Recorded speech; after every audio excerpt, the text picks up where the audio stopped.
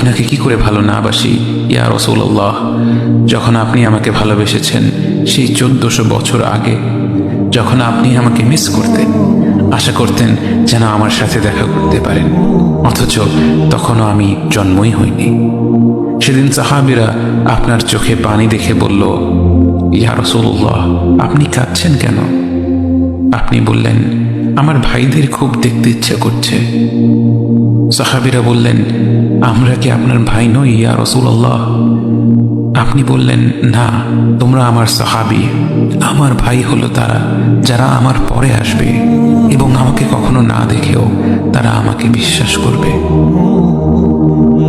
মৃত্যু শয্যায় শুয়ে আপনার অন্তরে এই চিন্তা ছিল যে আমাদের পরিণতি কি হবে।